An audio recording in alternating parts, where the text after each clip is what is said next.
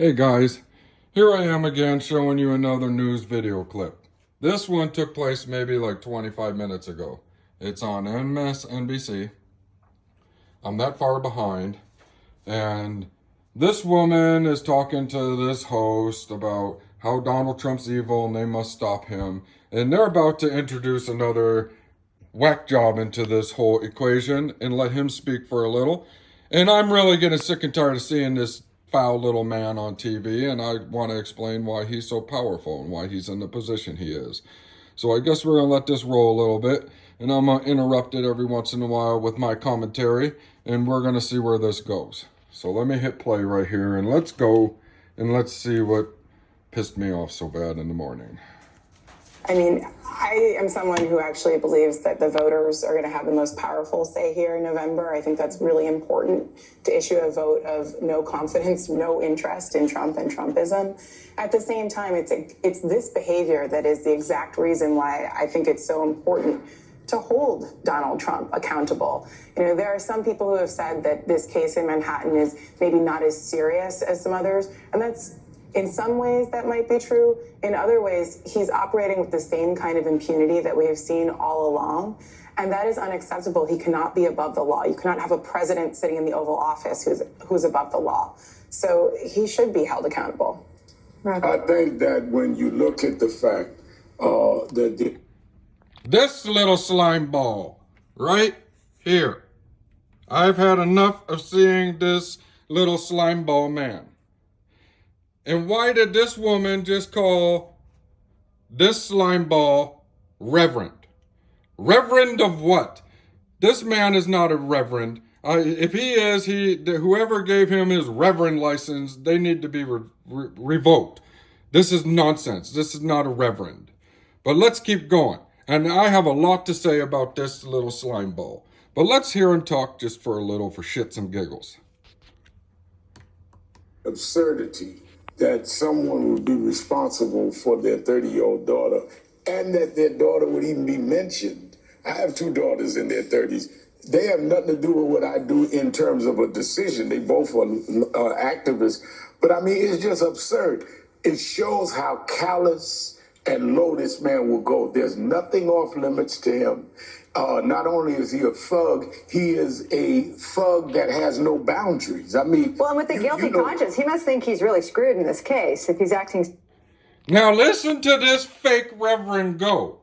I mean, he's judging somebody. He's already said that this man's guilty. He's a thug on top of it. A thug. I mean, he's calling him names.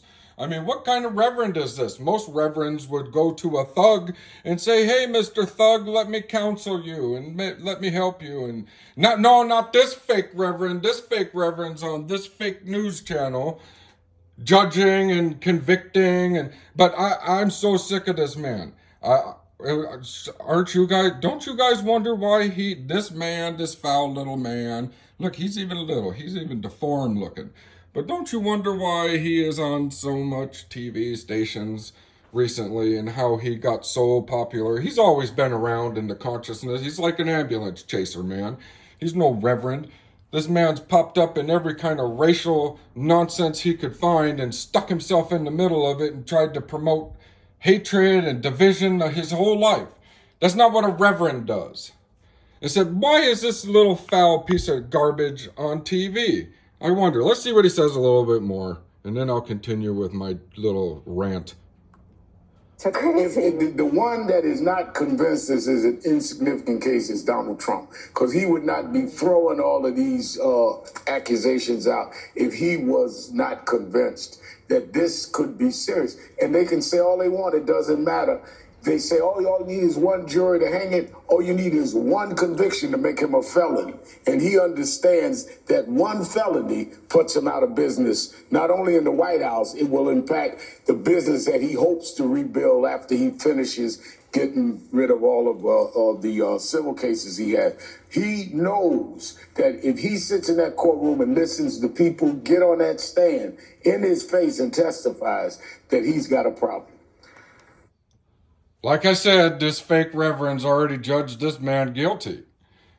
Okay, now I'm going to get to who this man is.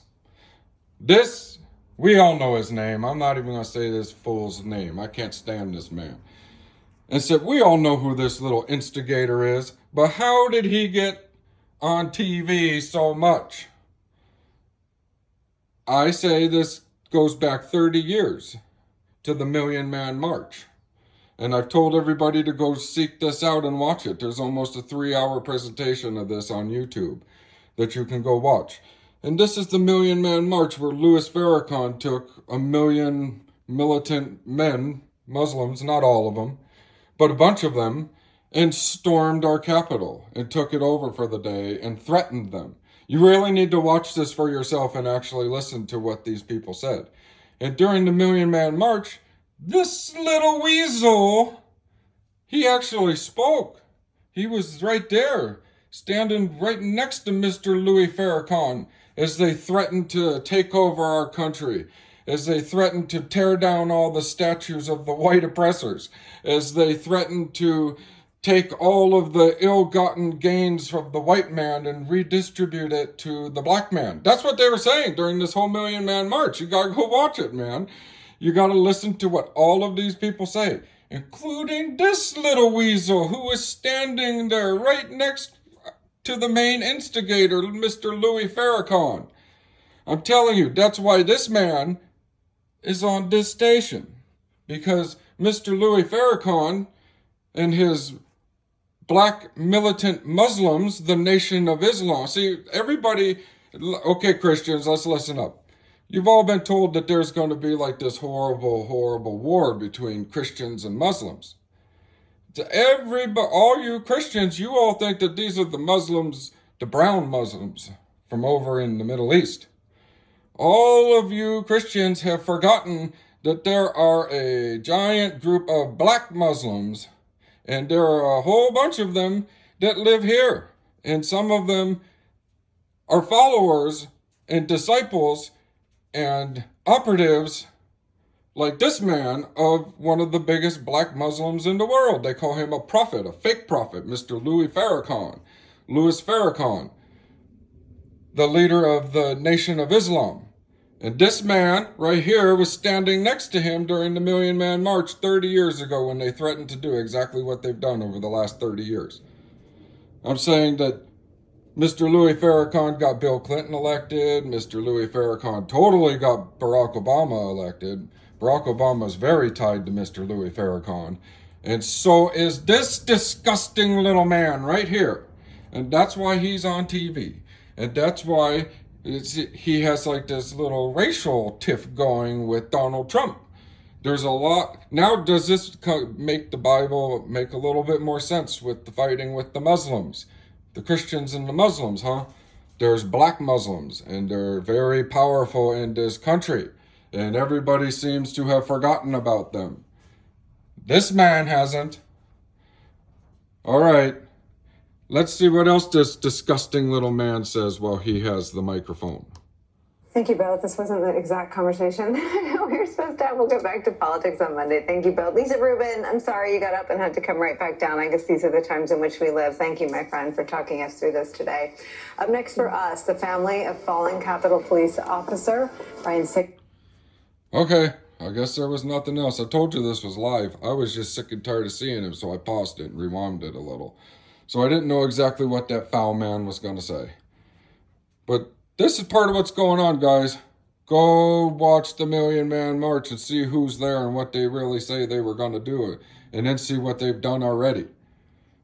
Maybe that'll also help explain the press secretary. That little Jean-Pierre lady. Okay, guys. Hopefully this helps clear up some things. Peace.